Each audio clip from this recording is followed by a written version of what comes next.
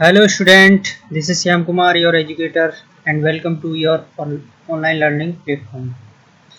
Student, आज हम video number 11 लेकर के हाजिर हैं और ये आपका HTML का एक्सरसाइज नंबर 3 है। इससे पहले भी 2 एक्सरसाइज हम बना चुके हैं और ये उसका तीसरा पार्ट है, तो इसे ध्यान से देखें। बहुत ही इंपॉर्टेंट क्वेश्चन दे रखे हैं HTML से रिलेटेड, आप इनको पढ़ें, याद करें और नेक्स्ट टाइम में जो भी एग्ज़ाम होगा उसमें ये आपके काम आएंगे। तो चलिए शुरू करते हैं आज का वीडियो।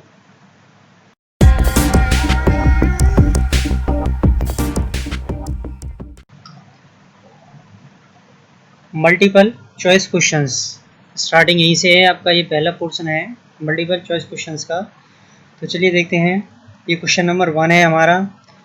इसमें बताया गया है दिस टैग कंटेंस एट्रीब्यूट्स, यानी कि ये जो टैग है इस टैग में एट्रीब्यूट्स होते हैं only and it has no closing tag. मतलब ये जो टैग है इसमें एट्रीब्यूट्स होते हैं, ठीक है, और इसका कोई भी क्लोजिंग टैग नहीं होता है। तो ऐसा कौन सा टैग है जो कि एट्रीब्यूट को कंटेन करता है लेकिन उसका कोई भी क्लोजिंग टैग नहीं होता है, ये क्वेश्चन कहता है। अब इसमें हम ऑप्शन देखते हैं कौन कौन से ऑप्शन हैं। ऑप्शन नंबर ए दे रहा है ये ING tag, option number B SRC tag, option number C table tag and option D font tag. ये क्वेश्चन के 4 ऑप्शन दे रखे हैं, इनमें से एक सही है, बाकी के 3 गलत हैं। तो आपको ये गैस करना है कि इनमें से कौन सा ऑप्शन सही है और कौन सा गलत है। क्वेश्चन एक बार दोबारा से समझ लें। ये टैग एट्रीब्यूट को कंटेन करके रखता है और इसमें कोई भी क्लोजिंग टैग नहीं होता है। तो ऐसा कौन सा टैग है जो एट्रीब्यूट तो कंटेन करता है लेकिन उसका कोई भी क्लोजिंग टैग नहीं होता है। तो कौन सा होता है? ये होता है हमारा ING टैग, और ये बिल्कुल करेक्ट आंसर है। ING टैग जो होता है ये इसको इमेज टैग बोलते हैं, यानी इस टैग का जब हम यूज़ करेंगे तो हमारे वेब पेज पर हमको इमेज लगाने के लिए सुविधा मिलती है, यानी इमेज हम लगा सकते हैं ING टैग के साथ में। और इस टैग के साथ में हम एट्रीब्यूट भी कंटेन कर सकते हैं, जैसे कि SRC एट्रीब्यूट है, विड्थ है, हाइट है, अलाइनमेंट है, ये सारे एट्रीब्यूट ING टैग में आ जाते हैं। तो ये टैग एट्रीब्यूट तो कंटेन करता है लेकिन इसका कोई भी क्लोजिंग टैग नहीं होता है, ये एक एम्प्टी एलिमेंट होता है। ठीक है स्टूडेंट, तो इसका सही आंसर है ING टैग। चलिए चलते हैं नेक्स्ट क्वेश्चन की तरफ। ये क्वेश्चन नंबर 2 है। इसमें कह रहा है this attribute tells the browser where to find the image you want to display, यानी कि यह जो एट्रीब्यूट है वो ब्राउज़र को बताता है कि इमेज कहाँ है, जिस इमेज को आप डिस्प्ले कराना चाहते हैं, जिसे आप दिखाना चाहते हैं, वो इमेज किस जगह पर है। ठीक है, तो ऐसा कौन सा एट्रीब्यूट है जो ब्राउज़र को बताता है कि भाई जिस इमेज को आप डिस्प्ले कराना चाहते हैं वो किस जगह पर है। ठीक है, तो इसके भी 4 ऑप्शन दे रखे हैं। पहला है BRC, सेकंड है IMG, तीसरा है SRC और चौथा है COL। ये 4 ऑप्शन दे रखे हैं, इनमें से एक करेक्ट आंसर है और बाकी के 3 गलत हैं। तो आपको गैस करना है कि इनमें से कौन सा ऑप्शन सही है इस क्वेश्चन के हिसाब से। क्वेश्चन दोबारा से समझ लीजिए, यानी कि यह एट्रीब्यूट ब्राउज़र को बताता है कि जिस इमेज को आप डिस्प्ले कराना चाहते हैं, वेब पेज पर दिखाना चाहते हैं, वो इमेज कहाँ है। ठीक है ना, तो कौन सा एट्रीब्यूट है ऐसा, चलिए देखते हैं कौन सा है। वो है SRC, यानी SRC जो एट्रीब्यूट होता है वो ब्राउज़र को बताता है कि भाई जिस इमेज को आप डिस्प्ले कराना चाहते हैं वो इमेज किस जगह पर मौजूद है। मतलब SRC जो टैग होता है SRC जो एट्रीब्यूट होता है वो इमेज टैग के साथ में यूज़ होता है और ये इमेज की लोकेशन को बताता है कि इमेज कहाँ पर है। ठीक है, तो ये क्या है, बिल्कुल करेक्ट आंसर है। चलिए आगे देखते हैं क्वेश्चन नंबर 3 क्या कहता है। This attribute tells the reader what is missing on a page, यानी कि ये एट्रीब्यूट बताता है रीडर को मतलब जो उसको देख रहा है। ठीक है ना, what is missing on the page, यानी पेज पर क्या चीज़ मिसिंग हो रही है। If the browser can't load image, जब ब्राउज़र इमेज को लोड नहीं कर पाता है तो ये रीडर को बताता है कि क्या चीज़ मिसिंग हो रही है। ठीक है, तो कौन सा एट्रीब्यूट बताता है। Option number A SRC, option B alt, option C COL col, option D IMG। यानी कि ये 4 दे रखे हैं, 4 ऑप्शन में से एक आपका करेक्ट है, बाकी के 3 गलत हैं। तो आपको गेस करना है कि इस क्वेश्चन के हिसाब से कौन सा हमारा एट्रीब्यूट सही है, ठीक है, जिसे आप सेलेक्ट करेंगे। तो समझ लीजिए इसका सही जो ऑप्शन है वो है आपका ऑल्ट। ऑल्ट मीन्स अल्टरनेट, ठीक है। तो इसके बारे में थोड़ा समझ लें। ऑल्ट जो होता है ये एट्रीब्यूट जो है, ये एट्रीब्यूट भी इमेज टैग के साथ में यूज होता है, ठीक है। इमेज टैग के साथ में ऑल्टरनेट एट्रीब्यूट यूज होता है। इसका काम होता है बताना कि अगर किसी वजह से इमेज अपनी लोकेशन से डिसलोकेट हो जाती है, मतलब जहाँ पर इमेज है उस इमेज को देखते हुए आपने पूरी लोकेशन लिखी थी कि भाई लोकेशन हम लगा दें तो वो वेब पेज पर हमारी इमेज दिखेगी, किसी कारणवश वो इमेज उस जगह से हट जाती है, तो उस कंडीशन में अल्टरनेट बताता है जो भी आप उसमें लिखेंगे, अल्टरनेट में जो भी लिखेंगे तो इमेज की जगह पर वो उसमें शो करेगा, एक एरर शो करेगा, ठीक है ना। तो अल्टरनेट एट्रीब्यूट बताता है रीडर को, यानी कि जो उसको चला रहा है, कि पेज पर क्या मिसिंग है। इमेज की जगह पर वो एक टेक्स्ट लिख के आएगा, एरर में एक टेक्स्ट लिख के आएगा, ठीक है। तो वो बताता है। तो ये क्या है, अल्टरनेट जो आपका ऑप्शन है ये बिल्कुल करेक्ट आंसर है। चलिए नेक्स्ट क्वेश्चन की तरफ क्या कहता है ये। क्वेश्चन नंबर 4 है the table tag has 2 attributes none as cell spacing and. यानी टेबल टैग जो होता है उसके 2 एट्रीब्यूट होते हैं जिन्हें हम सेल स्पेसिंग के नाम से और दूसरा क्या है उसके नाम से जानते हैं। तो 2 एट्रीब्यूट कौन कौन से होते हैं। Option A cell adding, option B cell padding, option C cell format, option D cell border. इसमें से एक ऑप्शन सही है, बाकी के 3 गलत हैं। तो टेबल का पास जो है, टेबल के पास 2 एट्रीब्यूट होते हैं, एक का नाम है सेल स्पेसिंग, तो दूसरा का नाम क्या है ये आपको गेस करना है। सेल एडिंग होता है, सेल पैडिंग होता है, सेल फॉर्मेट होता है या फिर सेल बॉर्डर होता है। तो इसका सही आंसर है आपका सेल पैडिंग। यानी कि 2 एट्रीब्यूट कौन कौन से होते हैं, cell spacing and cell padding. तो सेल पैडिंग क्या है इसका बिल्कुल करेक्ट आंसर है। अब देखते हैं क्वेश्चन नंबर 5। क्वेश्चन नंबर 5 में ये कह रहा है it is the pixel space between the cell contents and the cell border. यानी कि ये क्या है, ये एक पिक्सल स्पेस होते हैं, किन किन के बीच में होते हैं, सेल कंटेंट यानी सेल के अंदर जो भी कंटेंट लिखा हुआ है उसके, और सेल बॉर्डर जो सेल का बॉर्डर होता है उसके बीच में, ठीक है। जैसे कि एक सेल बना हुआ है उसके बीच में कोई भी कंटेंट लिखा हुआ है, तो सेल का जो बॉर्डर होता है उससे और उस कंटेंट के बीच की जो दूरी होती है पिक्सल्स में, वो चीज़ होती है, ठीक है ना। तो ये क्या है वही आपको करना है। अब देखिए ऑप्शन ए सेल एडिंग दे रखा है, ऑप्शन बी सेल पैडिंग दे रखा है, ऑप्शन सी सेल फॉर्मेट और option D cell border. 4 option में से एक सही है, बाकी के 3 गलत हैं। आपको गैस करना है कौन सा सही होगा और कौन सा गलत होगा। तो इस क्वेश्चन के लिए जो सही आंसर हमारा बनता है वो है सेल पैडिंग। क्लियर है, सही आंसर कौन सा है, सेल पैडिंग। यानी कि सेल पैडिंग जो होता है वो पिक्सल्स होते हैं किस किस के बीच में, स्पेस होता है ये खाली जो सेल का कंटेंट है उसके और सेल बॉर्डर के बीच में, उसको हम बोलते हैं सेल पैडिंग। जहाँ पर हम सेल पैडिंग लगाएंगे वो ये निर्धारित करेगा कि भाई सेल के कंटेंट के बीच में और सेल बॉर्डर के बीच में कितनी दूरी होनी चाहिए। आप इसको बढ़ाते जाएंगे तो सेल कंटेंट और सेल बॉर्डर की दूरी बढ़ती जाएगी, ठीक है, कम करेंगे तो कम होती जाएगी। तो ये क्या है आपका बिल्कुल करेक्ट आंसर है। अब देखते हैं अगला पोर्शन क्या हमारा कहता है।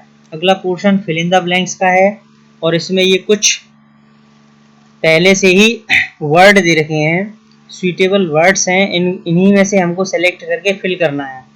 क्वेश्चन आएगा उन क्वेश्चन में से इन्हीं में से कोई एक ऑप्शन फिल होगा। तो देखते हैं हमारा क्वेश्चन नंबर 1 क्या कहता है।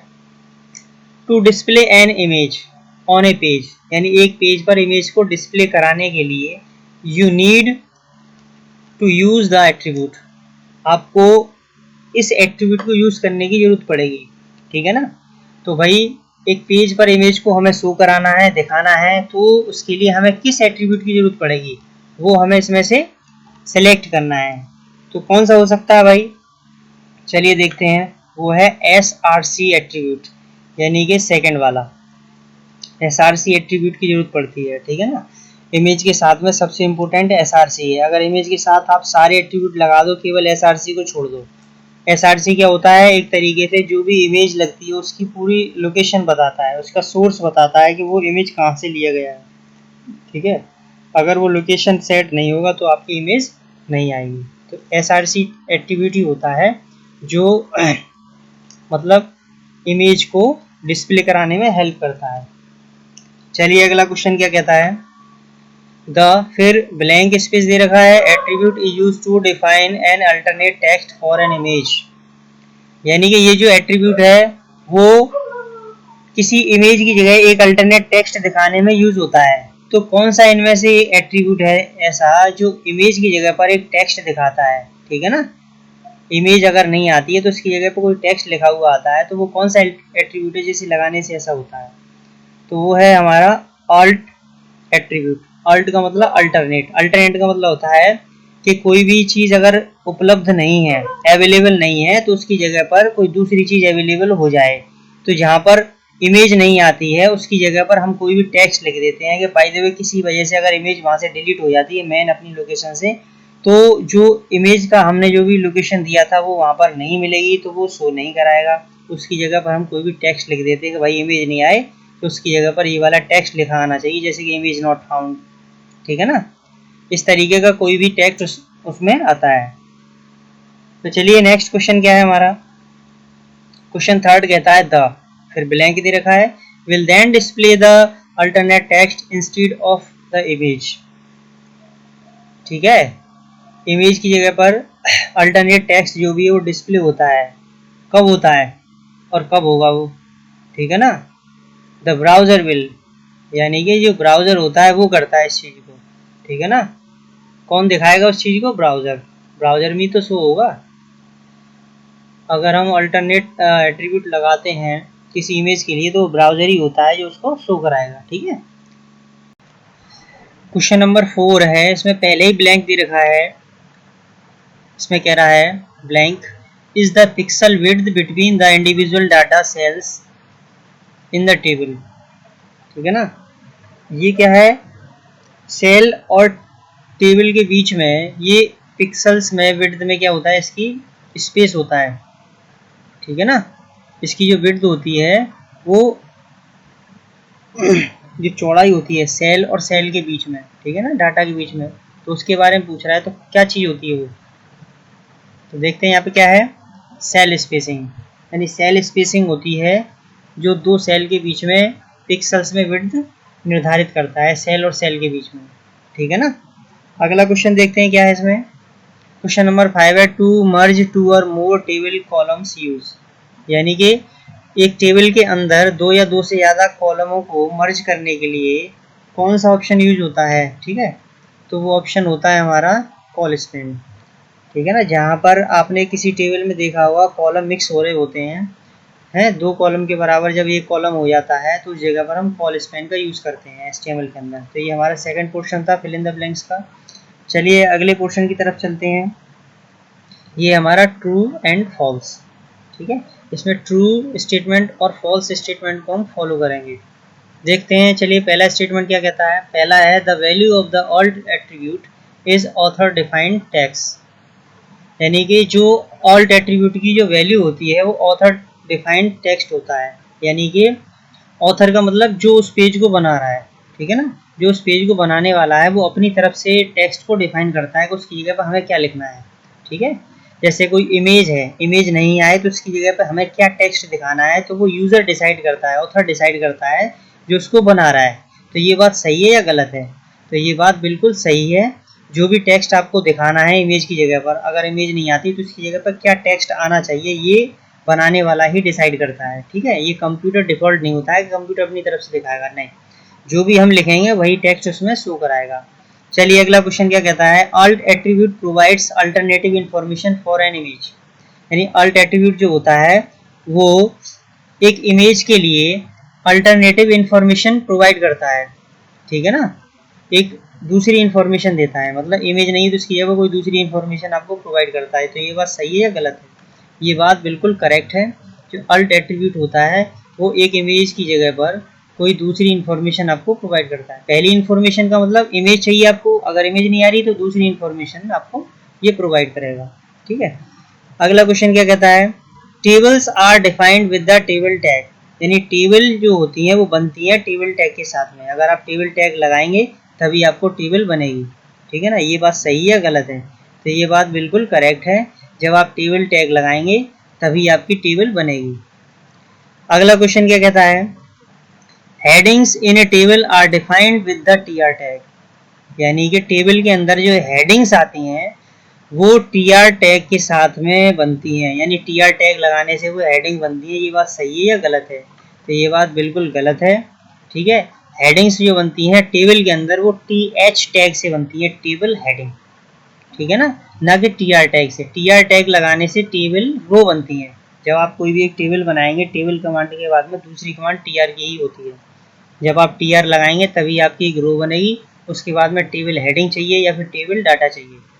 तो टेबल हेडिंग के लिए टी एच और टेबल डाटा के लिए टी डी, दो टैग्स होते हैं। यहाँ पर बात हो रही है हेडिंग के लिए, तो हेडिंग के लिए टी एच होता है, ये बिल्कुल गलत है। अगला क्वेश्चन देखिए, nested table means how to use table inside a table. Nested table का मतलब होता है कि एक टेबल के अंदर दूसरी टेबल को हम कैसे यूज करें।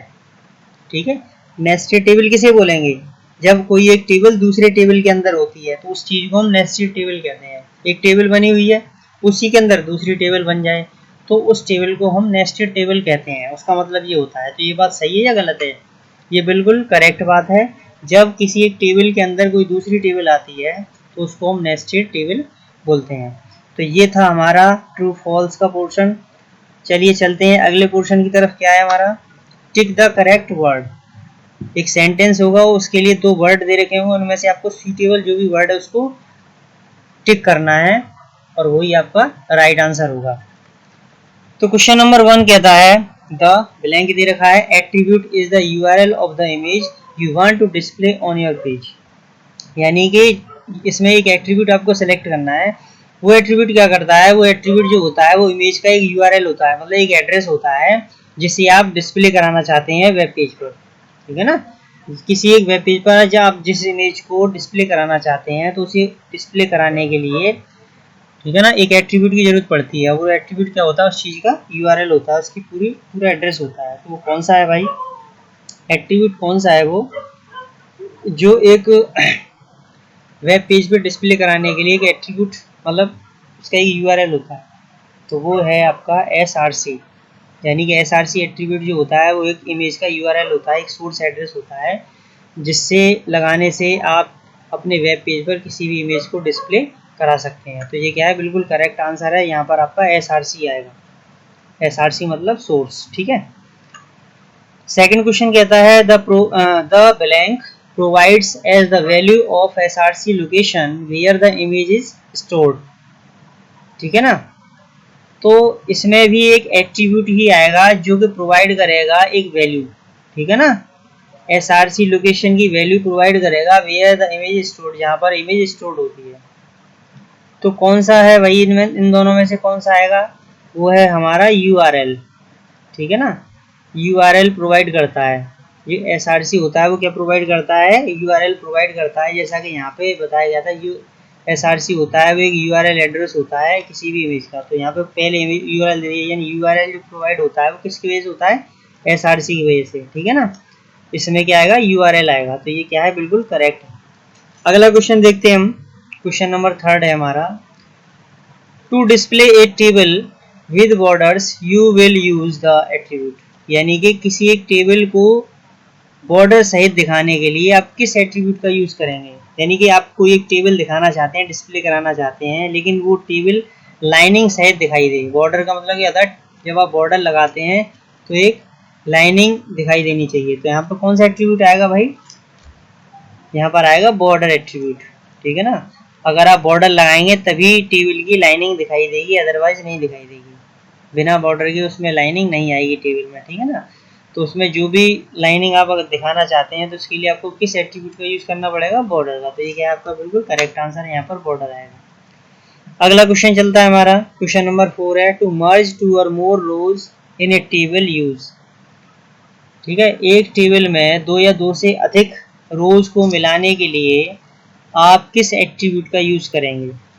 ठीक है, कोई एक टेबल बनी हुई है, उसमें दो या दो से ज़्यादा रो आप मिक्स करना चाहते हैं, यानी कि दो या दो से अधिक जो भी रो है वो एक हो जाए, तो उस कंडीशन में लाने के लिए आपको किस एट्रीब्यूट का यूज़ करना पड़ेगा।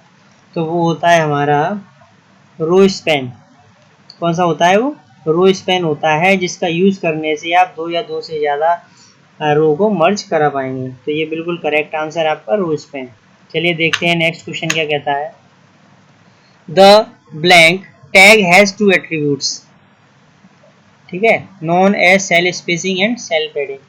यानी कि एक जो टैग है उसके पास दो एट्रीब्यूट होते हैं जिन्हें हम सेल स्पेसिंग और सेल पैडिंग के नाम से जानते हैं। तो सेल स्पेसिंग और सेल पैडिंग जो एट्रीब्यूट है वो किस टैग में होते हैं? ठीक है, तो वो टैग होता है हमारा टेबल टैग। कौन सा होता है? टेबल टैग होता है। टेबल टैग में ही आपके सेल स्पेसिंग और सेल पैडिंग दो एट्रीब्यूट होते हैं। ठीक है, तो ये बिल्कुल करेक्ट आंसर आपका है टेबल। तो ये था पोर्शन हमारा टिक द करेक्ट आंसर का। अब नेक्स्ट पोर्शन की तरफ चलते हैं, क्या है हमारा? मैच द फॉलोइंग, मैचिंग की तरफ चलते हैं। तो देख लें सबसे पहले लेफ्ट साइड में कौन कौन से वर्ड हैं और राइट साइड में कौन कौन से हैं। लेफ्ट में पहला IMG, second TG TH, third है TR, फोर्थ है TD और फिफ्थ है COL। इनके राइट में दे रखा है ऑप्शन नंबर ए में एट्रीब्यूट ऑफ कॉलम, बी में दे रखा है टेबल सेल, सी में दे रखा है IMG मतलब इमेज, डी में दे रखा है टेबल हेडर और ई में दे रखा है टेबल रो।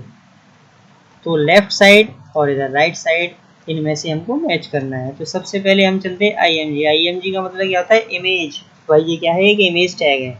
IMG टैग का जब हम यूज़ करते हैं तो हमारे वेब पेज पर एक इमेज डिस्प्ले होती है। तो इसका कौन सा हो सकता है भाई? इमेज ही वाला हो सकता है शायद।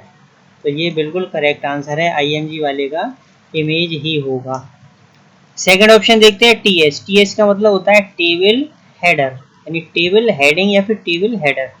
सेकंड वाले का क्या है? Table header. तो देखिए ये डी ऑप्शन पे दे रखा है टेबल हेडर, तो इसका ये वाला होगा ऑप्शन और ये बिल्कुल करेक्ट आंसर है आपका। TH का मतलब टेबल हेडर से मैच होता है। थर्ड में दे रखा है TR। TR का मतलब होता है टेबल रो, जो कि यहाँ पर ई ऑप्शन में दे रखा है टेबल रो। तो थर्ड वाले को हम मिलाएंगे ई वाले से, ये इसका बिल्कुल करेक्ट आंसर है। अगली बात आती है TD की। तो TD का मतलब होता है टेबल डाटा या टेबल सेल बोलते हैं जो भी है। तो ये यहाँ पर हमारा बी ऑप्शन में दे रखा है, ये इसका बिल्कुल करेक्ट आंसर है। और लास्ट वाला यहाँ पे खाली है, ए वाला यहाँ पे खाली है, आंख बंद करके इससे मिला दीजिए। COL का मतलब होता है एट्रीब्यूट ऑफ कॉलम। कॉलम के लिए ये क्या होता है? कि एट्रीब्यूट होता है। ये बिल्कुल करेक्ट आंसर है। तो ये थी आज की एक्सरसाइज नंबर 3, आपका पार्ट 3 था। अब नेक्स्ट वीडियो में हम फिर हाजिर होंगे नए कंटेंट के साथ में, और आप इसी तरीके से हमारे इंफॉर्मेटिव वीडियोस देखते रहिए।